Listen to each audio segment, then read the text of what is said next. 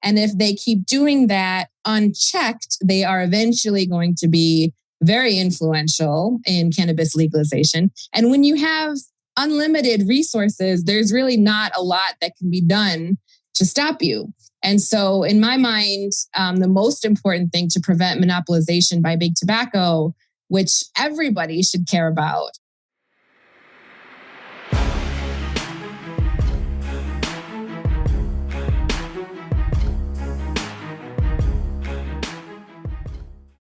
What's up, guys? Welcome back to another episode of The Dime. I'm Brian Fields, and with me, as always, is Kellen Finney. And this week, we've got a very special guest, Shaleen Title, co-founder of Parabola Center. Shaleen, thanks for taking the time. How are you doing today?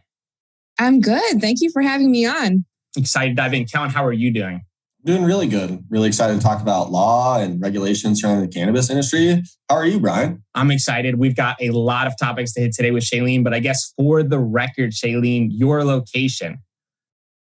North of Boston in Massachusetts. So let the record say another East Coaster as the wave continues. So, Shaleen, for our listeners that aren't familiar about you, can you give a little background about yourself? Sure. So I'm a very long time cannabis activist. I got started in college a little over 20 years ago, working on legalization. And it was obviously very different back then. But throughout the past 20 years, I've done a lot of advocacy work. I was lucky to work on the first legalization initiative in Colorado and some failed ones before that. I was an entrepreneur starting the first recruiting firm for diversity and inclusion in cannabis in 2013. I practiced law representing small cannabis businesses. And then while I was doing that, I was invited to apply to be a regulator in Massachusetts in 2017. So I did that for 3 years. And then when I left, I thought it was really important to have a voice representing small and minority-owned businesses in particular at the federal level. So I started a think tank called Parabola Center. We are not funded by big marijuana money or any type of big corporate money because we thought it was really important to have an organization in that space. So that's what I do now. I'm glad you brought that. I know that's always a big sticking point, and then announcing that is really critical so that people are aware. But I want to start kind of earlier on in your career. Was cannabis a big part of your life? Like, how did you migrate into the space? Was it something you always thought you would enter into? It was just one of those things in college where like you learn about different things that you may not have been aware of. And it was very clear that the cannabis laws were unfair. I liked to use cannabis. I especially liked to use it around then. And it seemed like everybody around me was very much in favor of legalizing, regardless of their politics or their party. And so this has been kind of a recurring theme in my career. It just kind of felt like everybody was saying, wow, somebody should do something about this. So I thought, okay, why don't I? And that's kind of how I got started. Did cannabis have any influence on you deciding to go to law school? Or was it kind of like you went to law school and you still were just noticing these cannabis laws were unfair and then you just kind of merged the two interests? Oh, 100%. That was the reason why I went to law school. I was really involved as a student. Yeah, around that time, Students for Sensible Drug Policy was a pretty influential organization. It still is. And so there were students that were passing medical cannabis laws really as the leaders. They were writing them, they were organizing patients. And so I got to see that and be involved in it. And it was a really cool way to understand that young people can make change, on their own. You don't really need anything else except a lot of motivated people. What was the Illinois' medical market like back in the day when you first got involved in the industry? So I was a part of Illinois Normal, and my very first time lobbying was in Illinois. And that was the time when I would say legislators were not really ready to hear it. But we were seeing at that time, this was the early 2000s, we were seeing ballot initiatives passing in other places. I remember Rhode Island really specifically. But Illinois ended up being the first state, of course, to pass by legislation rather than by ballot initiative. And that happened about 10 years after I started, which has been another recurring theme in my career, is planting seeds and then seeing them pay off several years later. Yeah, that's the best way. I love that you said that they weren't ready to hear it. So I guess my follow-up question is, are they ready to hear it now? Oh, more than ready. I mean, I think the Illinois legislators have done a great job, in the circumstances, being the first to do it. They have gone back and tweaked the law several times. And I think in general, legislators are very open to hearing about cannabis right now and very interested in hearing about it from a social justice perspective in particular. Yeah, I'm glad you brought that up. So let's stay with Parabola Center and the value it brings. I know you said it's not funded by big cannabis business. Who is the intention of the organization for, and who does it help? So it's a nonprofit 501c3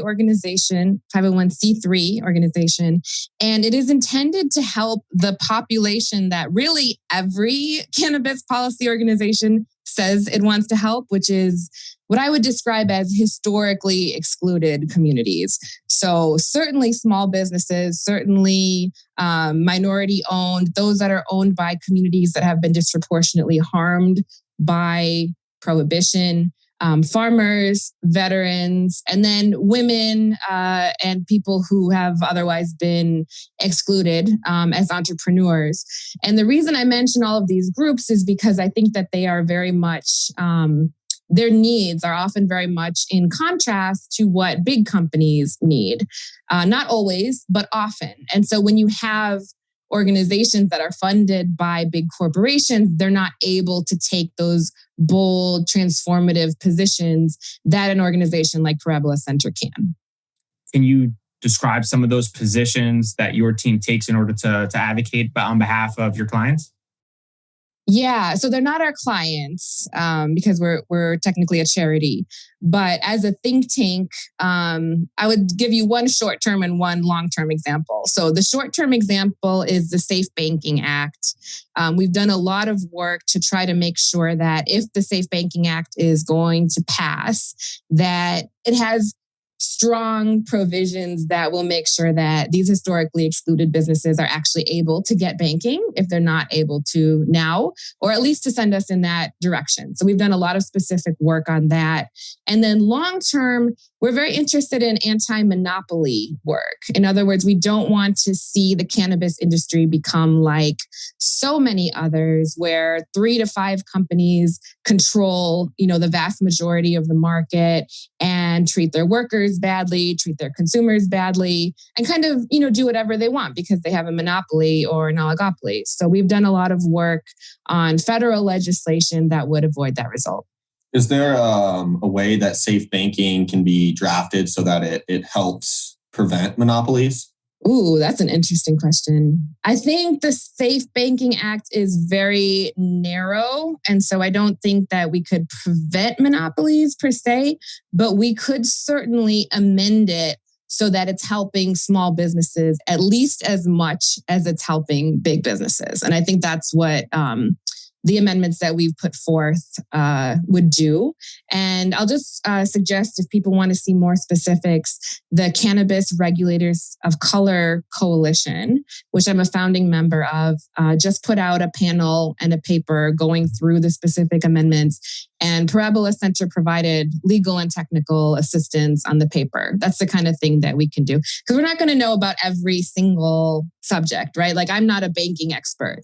But what we can do is help as a think tank to make sure that there's someone there who's not a big company lobbyist that's actually representing what the people want on a given situation, and then do the legal research, do the model bill drafting, and try and make sure, most importantly, that the public has access to those tools and can advocate for them as well.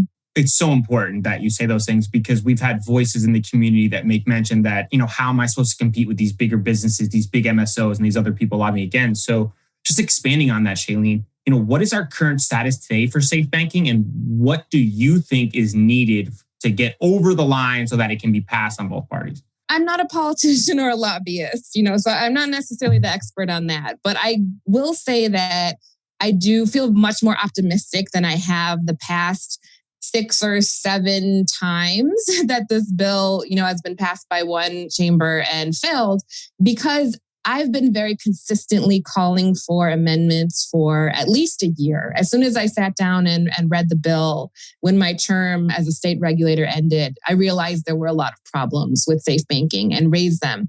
And to quote myself, people weren't ready to hear it at that time. But this year, I think there's just been a change among both the public and legislators and their staff, where they really want to get this done. And they want to make this a bill that is equitable, and where the talking points about the bill, right, that it would improve access to banking and financial services for small businesses, improve public safety, to make the bill actually do that. And so there have been very robust conversations about amendments. I do think there's openness to amend the bill. And a lot of people ask me when they look at our amendments, what about Republicans? I don't think that Republicans are going to stop this bill from passing just because it has some provisions in it that are going to benefit small businesses. I think that if Republicans support the Safe Banking Act, they're going to continue to support it with equitable amendments as well. The most important thing right now in my mind is, if you are part of these populations that are supposedly the beneficiaries of this bill, that you should be paying attention and looking at the amendments, and certainly talking to your representatives in Congress about it. Shaleen, do you think you could elaborate for some of our listeners on why safe banking is going to provide kind of a more level playing field for small businesses versus the larger entities? Well, to be clear, as written, I don't think it would do that. I totally oppose safe banking in its current form, because to put it succinctly, it gives banks a safe harbor and then leaves it completely up to banks who they're going to work with and how. And the banking and financial services industry does not have a reputation or data showing that it has been equitable or fair. That has to be done through regulation. And so that's why we have these amendments. Yeah, asking them to go against their norm would seem to be kind of counterintuitive to helping all, right? If we say this is supposed to help someone, then we should actually make sure that it does help them. Exactly. So let's continue on with social equity. Who is building, from a statewide perspective, who is building a social equity program the right way, and who do you think needs to improve? Everybody needs to improve, myself included.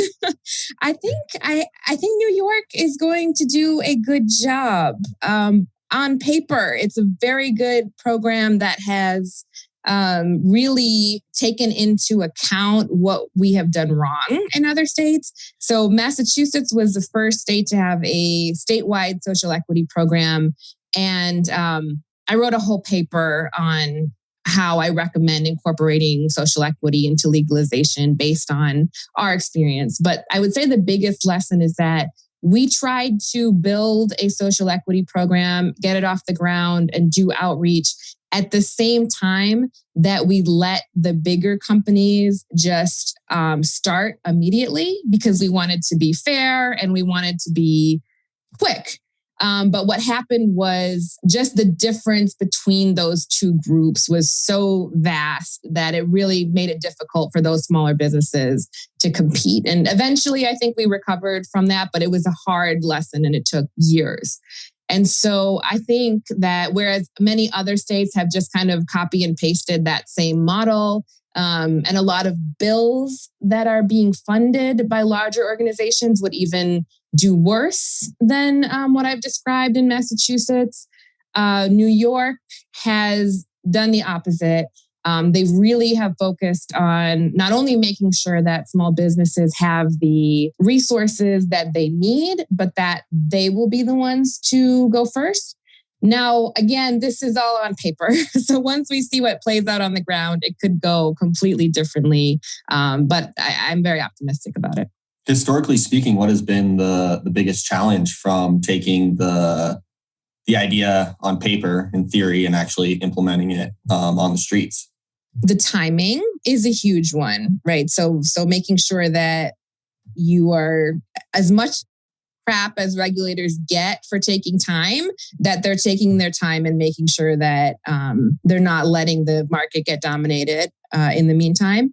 And then also, you have to do a lot to gain some trust, right? Because if you go into a community that has been disproportionately harmed by prohibition and you're like, hey, I'm the government. I know you've been completely oppressed by us in the past and you have a conviction and it's ruined your life and your parents' lives and your kids' life, but now we want to help. They're not immediately going to be excited by that, right? Different. It's different. It's different. Right. Exactly. Trust me, right? So I think it takes a lot of investment. It takes a lot of coalition building, a lot of outreach. And that's something that regulators have to take very seriously and, again, invest in. Start with a system that is fair and open competition to begin with, then move to add in benefits of social equity. Is this order critical to the success of a market? That is a question of someone that has done their homework. Yes, that is absolutely the most critical part. And again, that's what I learned in Massachusetts, right? If I could go back and do it again, I would think a lot more about order of operations. Why is it so critical? Well, because it's a lot of people say that social equity programs set people up to fail. And someone who works on these programs, like, that's really painful to hear. But I understand why people say that, because if they are watching other companies get a first mover advantage, get consumers right away, get customers coming to their store, even though they've done nothing right. They just happen to be in the state and open, and that's really all they have to offer. They've got bad quality products at high prices, and you're watching that and you're not even able to take advantage of the program yet because it's just being built. I can understand why you would feel like it's setting you up to fail. So that's something for us to learn from. I've seen that in Massachusetts, cannabis delivery companies need 2 drivers. Why do they need two people in the car?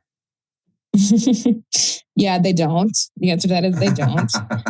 I had a really tough time as a regulator. If you go back and watch the meetings, you will see my blood pressure going up and my veins pumping out of my head, because there's some really ridiculous regulations. The worst one is actually that delivery operators actually need to wear a body camera when they make the delivery. Which is such an invasion of privacy in my mind. But the reason that we have all of these regulations is because we had to make votes as a commission. And in order to get the majority of votes, we had to have these regulations that would, I guess, assuage the concerns of people who are focused on public health and public safety. But the good news is, I think the plan all along was that we could start with very strict regulations, see how it works. If there's no incidents, change them. It's built that way. The regulators have terms. All 5 of the original commissioners have now left. I was the only one who made it to the end of my term, in fact. And so you have now new commissioners who can talk to the businesses that are operating, understand their point of view, look at the data, and then decide if they want to change regulations like this. Yeah, that's got to be a really challenging compromise. So is that a matter of ensuring the safety of the delivery? Obviously, that adds to the total cost and hinders the business. Plus, if you're a consumer and 2 people show up in a car, it's kind of odd, right? If my Uber driver shows up and he's got a delivery for me and he's got a friend in the front seat, I'm like, this is a joyride gone wrong. So what is the point of the compromise? How does that work? And what was one of the reasons why that happened?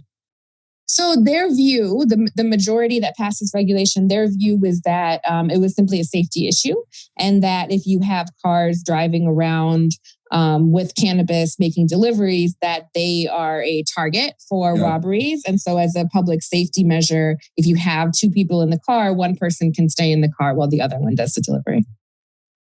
Let's talk about educating new states so that they can learn. What is the number one thing new states can do to set their market up for success and avoid prior states' mistakes? It's really a matter of education. It's really understanding the details. That's definitely why we started the Cannabis Regulators of Color Coalition, so that we could talk to each other and explain these things, in small groups. Because it's almost like you have to do 2 things at the same time. One is communicating with the public at a big picture level, and making them feel calm and heard. But that kind of talking points and messaging is not the actual work. The actual work is reading the other states' regulations, looking at their data, and then reflecting that in your own. And that takes a lot of time and effort and investment. And I think for the public that is in a new state, you have to be patient and yes, hold your regulators accountable, ask them what they're doing, make sure they're doing this whole process in public, but also understand that it's not going to happen overnight. And if you put too much pressure on them to do it quickly, then they will simply hand the market over to the larger operators because that's the only way to do it quickly. So staying on a new state with limited license or unlimited licenses, should they follow kind of a similar blueprint for implementing social equity, in your opinion, Shaleen? I'm not a fan of limited licensing systems or lotteries. I don't think that they're fair. I think they just create this like golden ticket system that's not good for anyone. And so instead, what I recommend is have no limit on licenses in a state or a jurisdiction, but make sure that one entity or person can only hold so much of the market or only hold a certain number of licenses. That way you open up the market to more people, more small businesses, and make sure that if someone has the resources to get started early, they can. But once they have, for example, in Massachusetts, 3 retail stores, they're done. Then you stop and you let other people get into the market.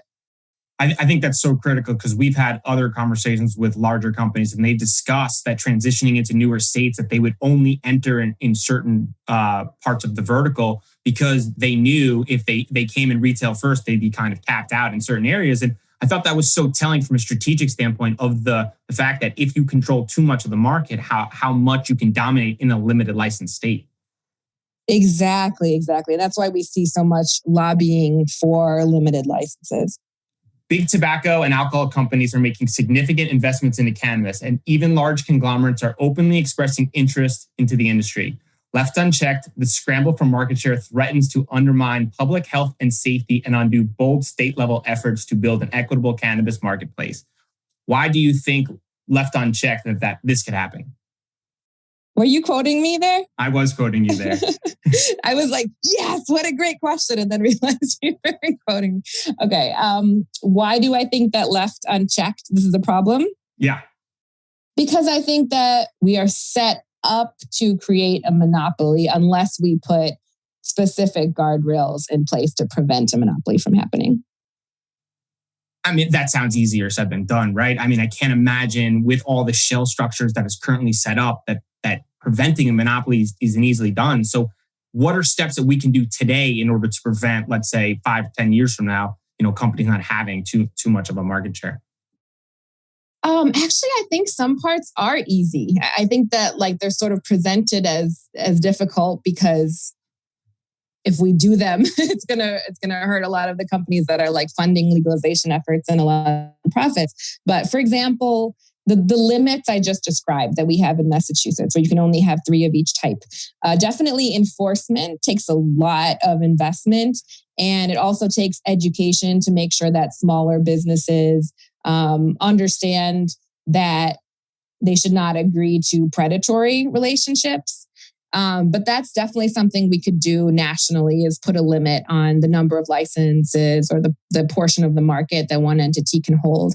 We could also disqualify big tobacco, because when you are in charge of issuing a license to a cannabis business, typically you look at the people involved, you look at, as part of the application, you look at their criminal history, and almost all states have a process where if the criminal history makes you concerned that the person is not suitable to hold a cannabis license, you don't grant them a license.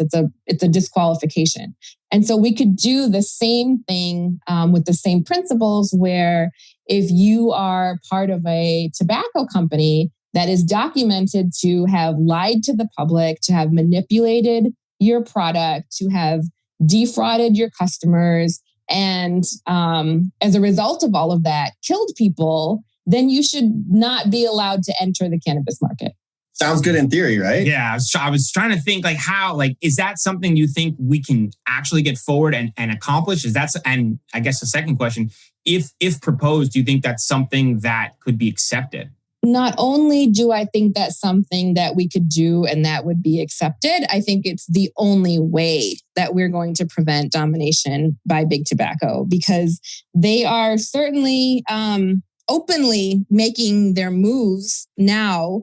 I don't think that they are very influential in the political process, but so they are funding cannabis events, they're sponsoring activist events, they are hiring influential cannabis activists and leaders. And if they keep doing that unchecked, they are eventually going to be very influential in cannabis legalization. And when you have unlimited resources, there's really not a lot that can be done to stop you. And so in my mind, the most important thing to prevent monopolization by big tobacco, which everybody should care about. If you're a business that wants to work with other cannabis businesses, you don't want to see a monopoly. If you're a big cannabis business now, you will be dwarfed by big tobacco.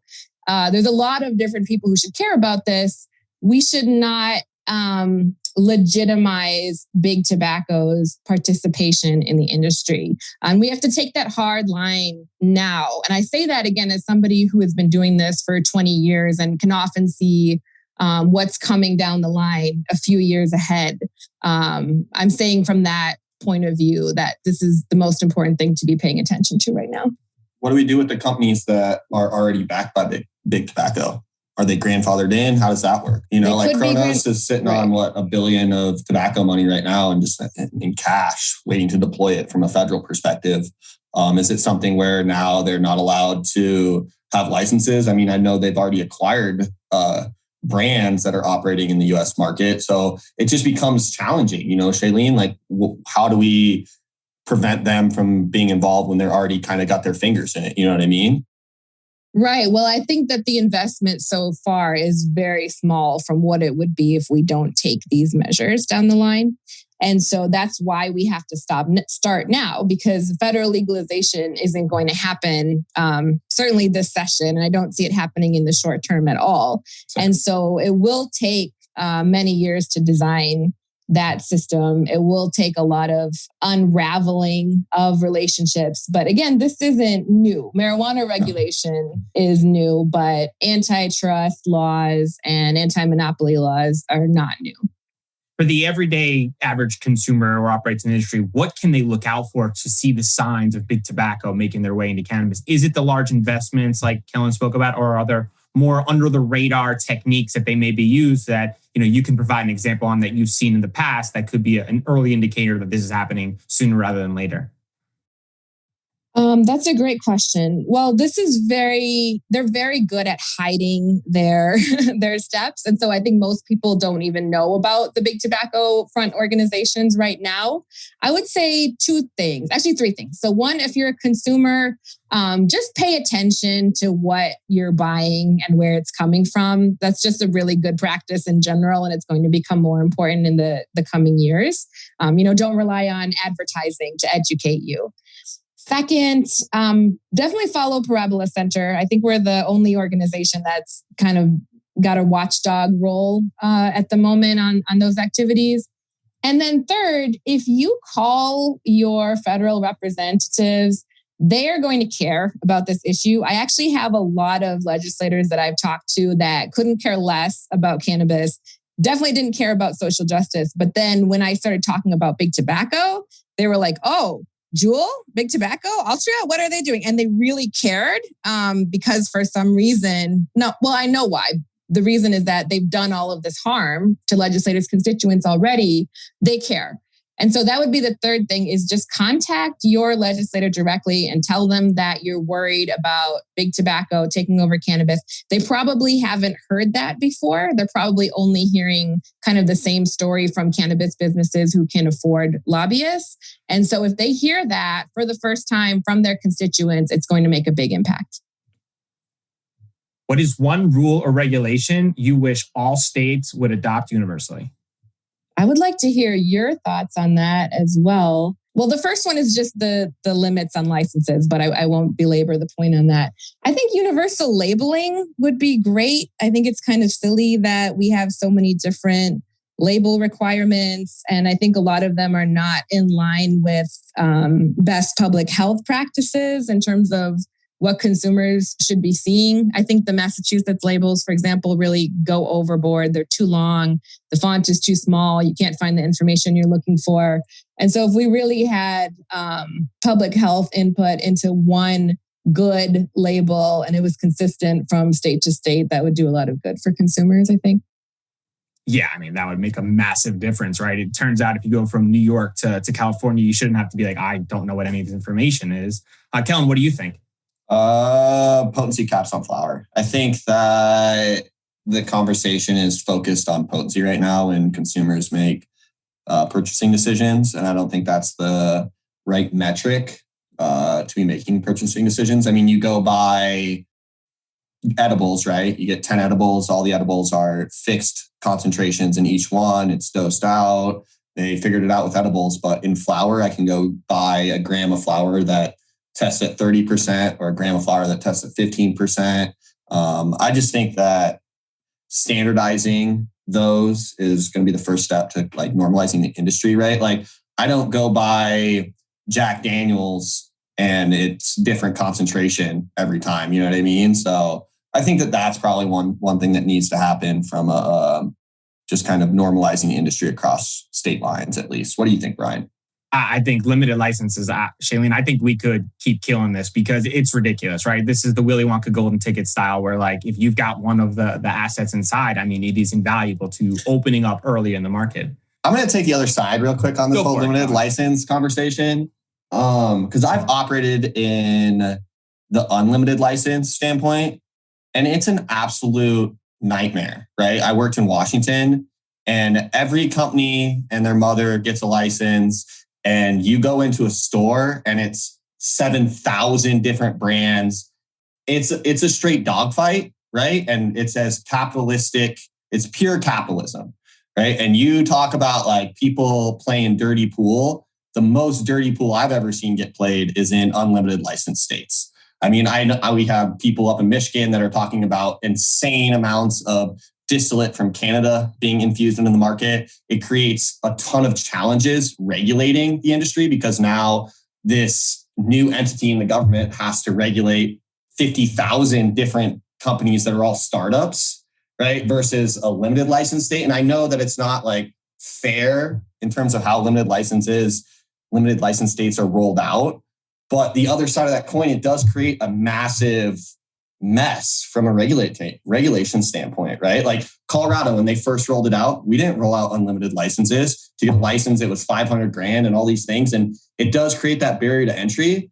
But I think that the other side of the conversation isn't addressed enough, right? Like it's a massive nightmare. I mean, California, they've redone their regulatory group 5-6 times. Now it's the DCC, right? They had 2 different divisions. I think it just creates a nightmare from an unlimited license standpoint, from regulations, shortcuts. I mean, now you're talking companies that are manufacturing products, taking shortcuts, getting them on the shelves. You're putting consumers' health at risk too, right? It's really, really hard to regulate that many different entities when you're starting a whole new industry. And that's my perspective, my soapbox. I'm done with it.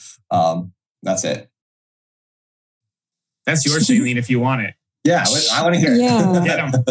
I love talking to people who have been in Washington because that's such a interesting experience that's so different from Massachusetts. And you have no out of state investment, right? And you have no vertical integration in Washington. Is that right? Yeah, you can be vertical up into owning a retail license. So you can't own retail, but you can own the supply chain all the way up. And I mean, you may not legally be able to with one person, but then it creates all of these like loopholes and like DBAs and shell companies where like you have this massive conglomerate of 20 different companies that are all shell company on shell company. And this company owns a cultivation license and this one owns a cultivation license and they just happen to be on the same property, but they're different companies. So like it just forces these entities into playing these crazy, crazy complex games. Yeah, we have a wealth of information there that we should be using when it comes to crafting a federal framework. And I talk to small businesses in Washington, and they tell me that exact story. And it's really helpful because, in Massachusetts, like we don't have very many small operators at all. And in the real limited license states, like they couldn't even be there at all. And here we have a few, but they started late. But I think we can learn from that, right? Like like I said, when we enforce our license limits here, it did take a ton of investments, and it still does, to unravel those conglomerate shell company loophole situations. And then we also have to encourage people to basically snitch when they see it happening to regulators, right? And I think that is helpful because now we can see both of those models and then have a chance to actually craft something at the federal level that takes real life experience into account. It's pretty beautiful that we were able to create all these different petri dishes from an experiment standpoint, at least socially, right? Absolutely. Yeah. And that's what frustrates me. That's why I started a think tank, because when I look at the federal bills right now, they don't take the state experiences into account. Like that work just hasn't been done. We have time to do it, but we better get started now. They're like states are doing this. We had no idea. We'll do our own thing. Right, let's do a quick rapid fire.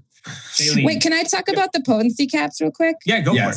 Please. I just wanted to say I really agree with you. And I think that that's actually pretty brave in my mind to say. I think that's a pretty controversial position to say that we need potency caps. Yeah, totally. I did a talk at a guest lecture at Stanford like 2 weeks ago, and I had never gotten into an argument with the student before, but I said I agree with potency caps for very much the same reason. And the student just like freaked out at me because people really think that once you start talking about potency caps, that, it's the like prohibition 2.0 coming in, but that's really not the case. If we're going to regulate this, we have to regulate it well. So I admire you for saying that. I think it was brave. Yeah. I mean, I'm drinking moonshine before, and I don't think I'll ever do it again. It's not fun. It's a personal choice there, bud. Oh, you've been sipping on your moonshine a lot. All right, I'm moving into the rapid fire. I'm excited. Shaleen, true or false? States should allow medical operators to switch to recreational. False. Under the radar state you think where the market will be bigger than most believe? North Carolina. True or false? A successful cannabis market is one that is opened as fast as possible. False. Legalizing cannabis federally will solve industry's current problems of inequality access. Ooh, false. True or false? All states should allow some version of home grow. True. Better chance of happening first, Michigan beating Ohio State in football or some form of banking being passed in cannabis? Banking. Which outside industry titan do you think is poised to be a major threat in cannabis? Outside industry titan? Yeah. Can you make that multiple choice?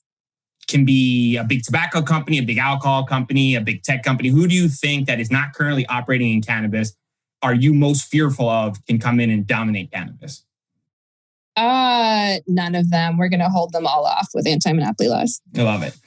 What is one factor statistic that would shock people working in the cannabis industry? The regulators don't know anything about cannabis typically. Like they come into the job, they don't know what a tincture is. They don't know what any of the products are, and they're just learning it on the fly. You accomplished a Myself ton. included. Excluded, sorry. There's so much going on. You accomplished a ton at the Cannabis Control Commission in Massachusetts. What single item are you most proud of, and what do you wish you would have changed? I'm most proud of the way that those limits were enforced. I really think that some companies came into Massachusetts ready to dominate the market and just left because it wasn't worth it for them.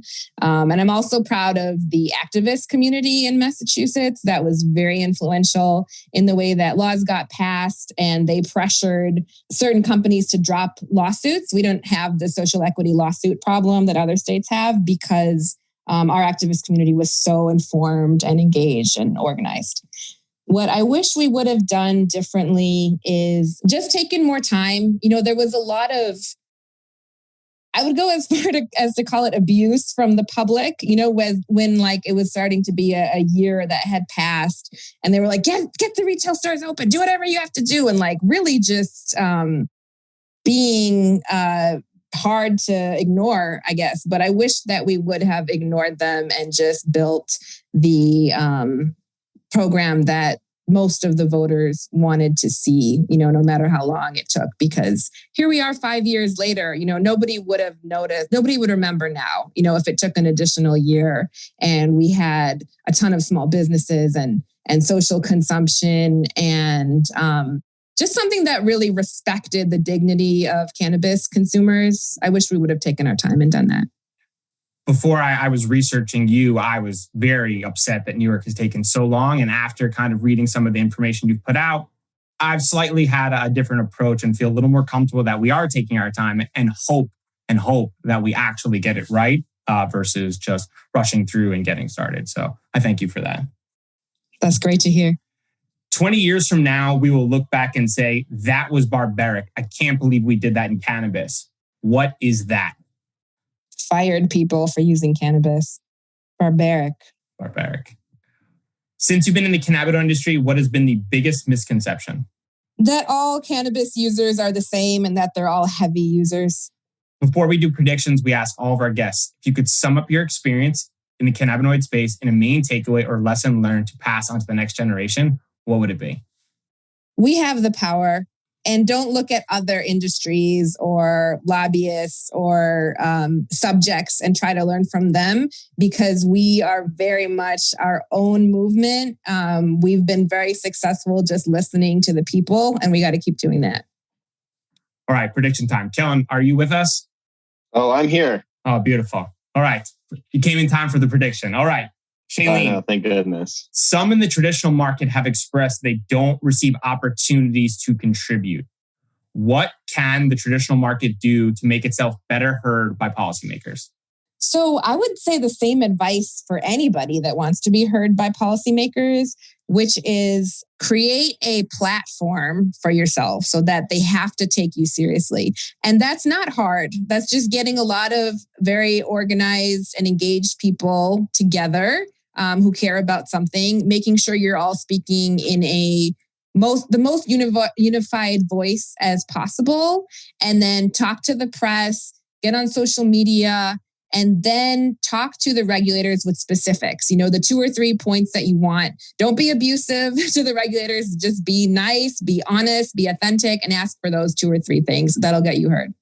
I agree, Shaleen, with what you're saying, and I would take it one step further. I would say that the people who want their voices to be heard need to show their face. I think one of the biggest things that I've heard from some of them is that they're fearful of coming forward and expressing their interests because they're fearful of repercussions for their previous history of operating in the space. And I would say that it's really hard to take guidance from someone, even if they are the most informed on the decision, from a person who has, let's say, a Twitter egg as their profile photo. I think, revealing yourself and coming forward and standing behind what you've done as an individual in the space, I think you need to have a face to the name. And I think that provides credibility. So I would say feeling more comfortable kind of rising to the forefront and operating above ground and allowing, people to see what you have accomplished, which means maybe being vulnerable, but also more importantly, being more transparent. I think that's right. Yeah, there's definitely special considerations if you're in the legacy market, and I'm not going to tell someone if you are uncomfortable making yourself visible, that's not valid. But as far as how to be the most effective, typically, yes, the more transparent you are and the more you use your real name and you're authentic, the more effective you're going to be in policy change. Yeah, I can't imagine taking information from cannabis user 725. It's like, all right, well, how will I reach you, cannabis user 725? I can't imagine that's the most helpful. Kellen, are you here to weigh in? I am here. Do you hear me? Yeah. You want to go for it? Yeah, I was going to say, I just agree with what Shaleen was saying as far as being heard. And I think the thing that the strategy that sticks out in my mind as far as getting more attention is the same strategy that was implemented like with the civil rights movement. I think a lot of people are very angry with how the industry has been treated by regulators over the last 100 years. But I don't think like responding in an aggressive manner is the right way to approach it. I think it's like we just got to continue to take baby steps and kind of play the nice guy card until it works, if you will, you know? Yeah, it's going to take time. I think that there's a lot that needs to be done. And if it's not done the right way, like Shaleen said, if we rush to open the market, speed is not our friend there because like you were saying, it's hard to walk back. It's hard to add additional regulations on top of. It's better to start a little more regulated and then lightly remove them as you go, at least from just a safety and efficacy standpoint, in order to make sure that we're not jeopardizing, consumer health and hurting an industry that already has massive stigmas against themselves. Well, let me just clarify, though. I'm not saying that you have to be civil all the time, or take baby steps necessarily. You should be asking for whatever bold proposals you want to see, ask for them. But the key is to do it in a way that's going to build your power. And yeah, being abusive is not going to get you power. But what will build your power is if you are building a large coalition and you're specific in what you ask for and you're always offering a solution, right? Like you're right. You just said, a lot of people are angry, but just, channeling your anger isn't going to get you any results. If you take your anger and you take your indignation and you turn it into the actual solutions that you want to see and you ask for them, that's when you're going to get results. Awesome. So Shaleen, for our listeners, they want to learn more, they want to get in touch, where can they find you? So I'm very active on Twitter, just at Shaleen Title. And then you can find Parabola Center on Twitter and Instagram. If you go to parabolacenter.com, you can find all of our reports and model bills and tools. Those are all free for everybody. Awesome. We will link all those up in the show notes. Thanks so much for taking the time. This was really fun. It was fun. Thanks for having me. Thank you.